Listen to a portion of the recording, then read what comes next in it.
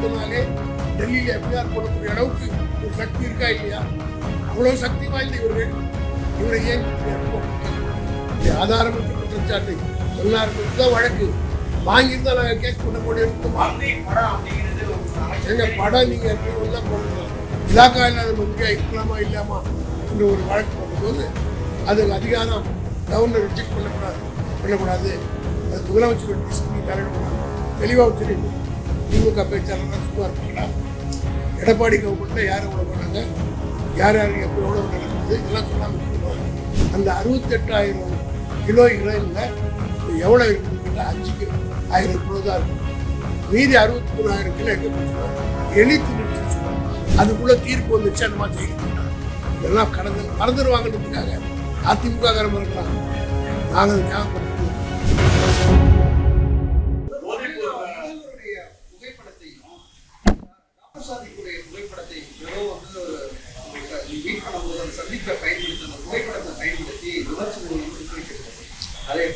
அதைத்தான் நான் சொன்னேன். எடப்பாடியுடைய உதாரணம் சொன்னேன். அதான் விஐபிஸ் கிட்ட சில பேர் எக்ஸ்ப்ளாய்ட் பண்ணுறது. அதான் நான் சொன்னேன், பெரிய உளவுத்துறையை இவ்வளவு அதிகாரம் வைத்திருக்கிற மத்திய அரசாங்கத்துக்கு ஏமாற்றுகிற திறம் படைத்த ஒருவன். ஆஃப்டர் ஆல் எங்களை ஏமாத்துறதுல ஒன்றும் பெருசு இல்லை.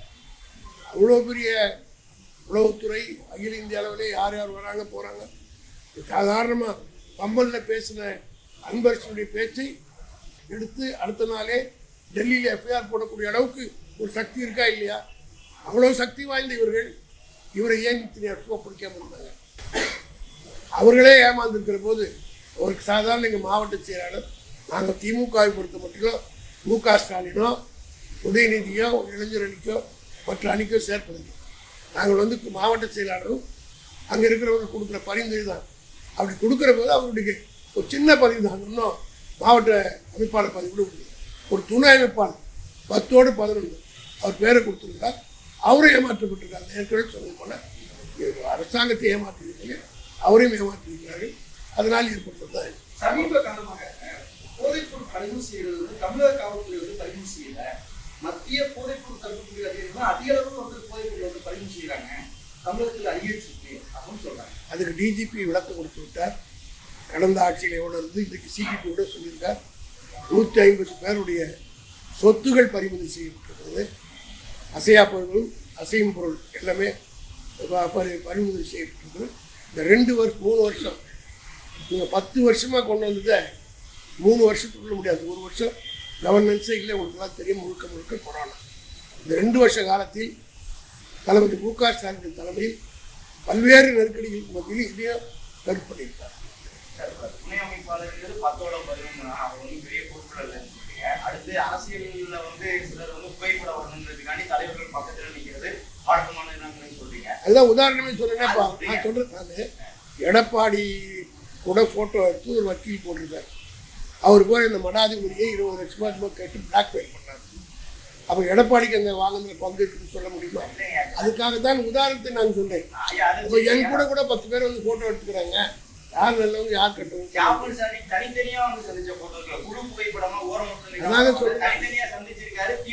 நிதி கொடுத்ததெல்லாம் ஆதாரமற்றது. அதுதான் கேஸ் போட்டது.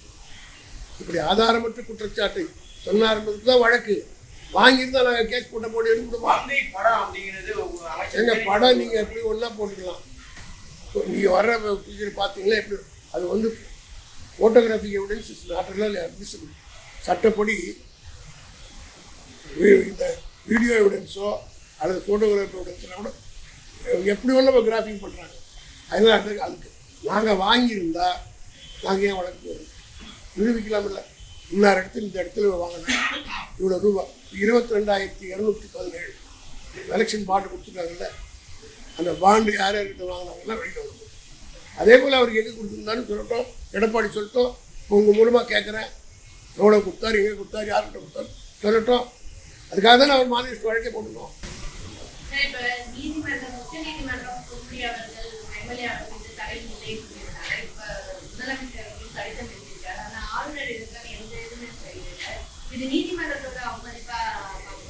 ஏற்கனவே அதாவது உச்ச நீதிமன்றம் இந்த வழக்கை பொறுத்த மட்டும் தெளிவாக சொல்லியிருக்கு. அவருடைய டிஸ்குவாலிஃபிகேஷன்லேயே ஒரு வராது. மறுவியூவில் வர முடியாதுன்றதுக்காக தான் இப்படி ஒரு கன்வென்ஷனே செட்டில் பண்ணு நாட் செட்டில் பண்ணி ஸ்டே கொடுத்துருக்காங்க. ஆஸ் ஆஃப் நவ் நீங்கள் பார்த்தீங்கன்னா இஸ் நைதர் அல் கான்விக்ட் நார் இன்னசென்ட். அவர் வந்து தண்டிக்கப்பட்டவரும் அல்ல, தண்டிக்கப்படாதவரும் அல்ல. ஒரு நடுநிலையான நிலை தான் வழக்கு முடிக்கிறது தான் முடிவெடுக்க முடியும். இப்படிப்பட்ட ஒரு தருணம் இருக்கிற போது அந்த benefit go to the accused. அந்த பெனிஃபிட் அவருக்கு கொடுத்து அவர் பதவியில் நீடிக்கலாம்னு உச்சநீதிமன்றம் ஏற்கனவே உத்தரப்பிரதேசத்தில் ஒரு எம்பிக்கு இது ஜட்மெண்ட் கொடுத்துருக்கிறார்.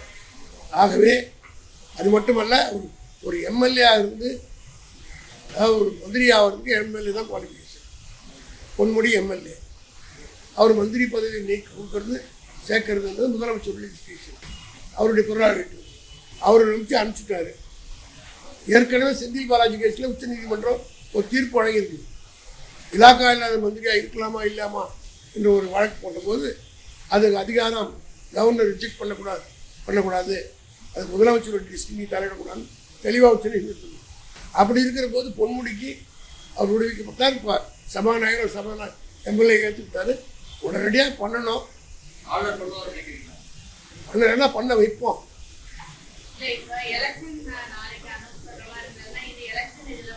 வராது, இந்த மோஷனில் விட்டாச்சு, லெட்டின் மோஷன்.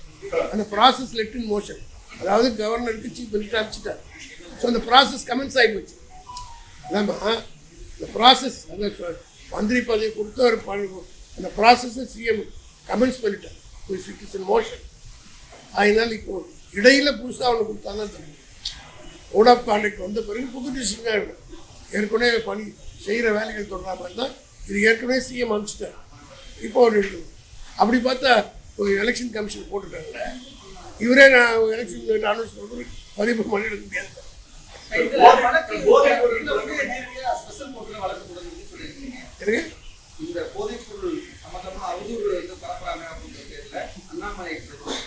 ஸ்பெஷல் கோர்ட்ல இல்லை, செஷன்ஸ் கோர்ட்.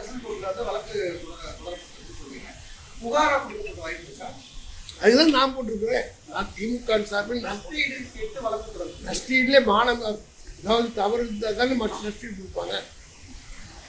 கிரிமினல் ப்ரொசீடிங்கிறது வேற தண்டனை. அதே நேரத்தில் இந்த தண்டனை இதுக்கு வந்து காம்பன்சேஷன் கொடுக்கணும். அதுக்கு பிறகு இதனுடைய ஃபாலோ அப் ஆக்ஷன்னா தண்டனை கிடைச்சது.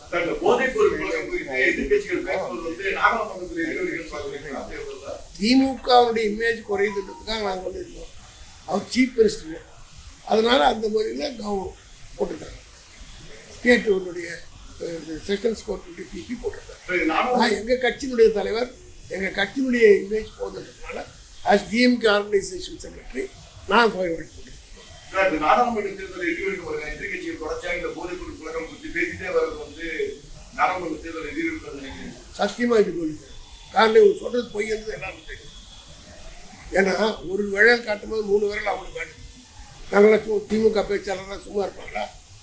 எடப்பாடி கவர்மெண்ட்டில் யார் எவ்வளோ போனாங்க, யார் யார் எப்போ எவ்வளோ நடந்தது, இதெல்லாம் சொல்லாமல் விட்டுருவோம்.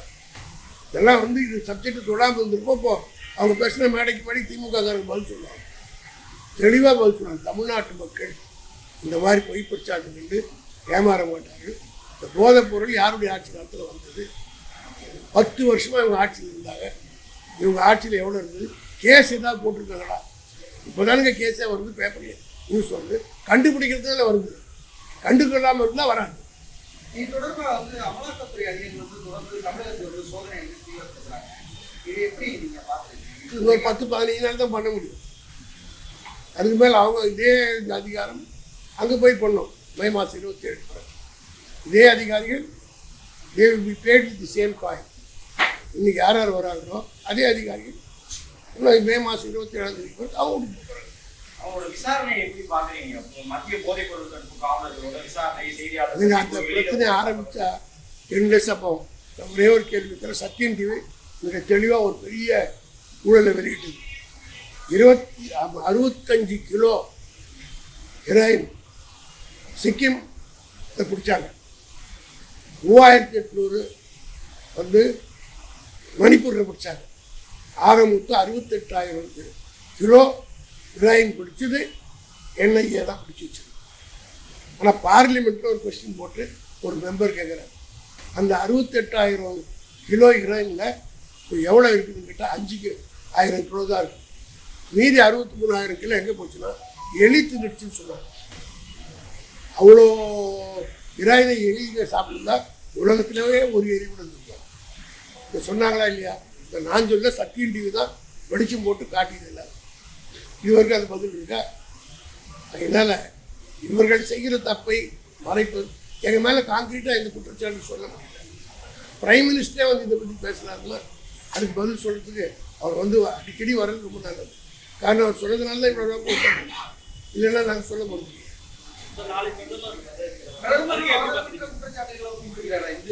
அவர் எப்போ ஆதாரத்தோடு பேசியிருக்காரு? அவர் சொன்னது இதாக செஞ்சிருக்காரா? இல்லைன்னா இப்போ நான் வந்து பேசினா எனக்கு மேலே ஒரு கேஸ் போடுவாங்க. அன்பரசு மேலே போட்டாங்க. கேஸே பார்த்து வளர்ந்தது தெரியல. அதுக்கு இங்கே இருக்க ஒரு இவ்வளோ பெரிய எங்கோ அவர் வந்து அந்த போட்டியோட சொல்லுங்க. பிச்சிருவேன் கீச்சிருவேன்றதுலாம் ஒரு ஸ்லாங்குங்க. கொலோக்கியில் அவர் தொலைச்சிருவேன்னான்னு சொன்னால் கொலை பண்ணுறது பார்த்தேன். சென்னையில் வர்ற கொலோக்கியில் இந்த கோர்ட்டில் பார்த்துக்கிறேன். இப்போ சொல்லிட்டா அவங்க டிஃபென்ஸ் இருக்கேன்.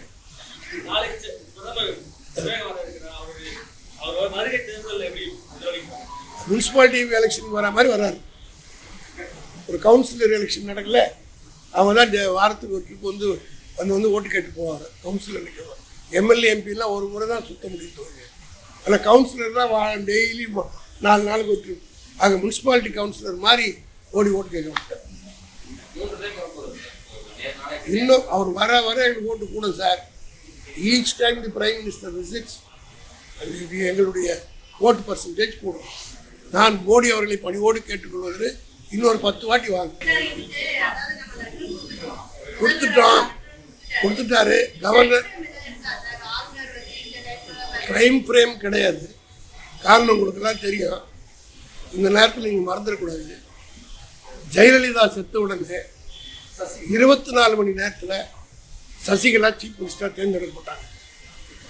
ஆனால் எல்லாம் அதிமுககாரங்க படித்து இந்த பழைய நினைவை எண்ணிப்பாங்க.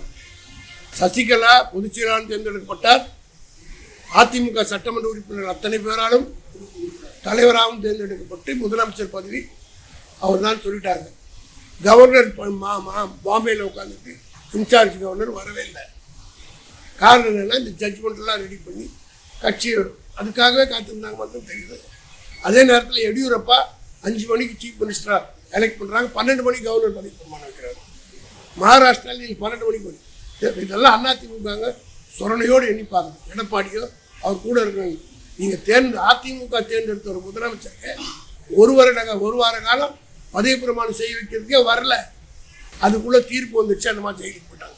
இதெல்லாம் மறந்துடுவாங்கன்றதுக்காக அதிமுக காரம் இருக்கலாம். நாங்கள் அதை ஞாபகப்படுத்திட்டு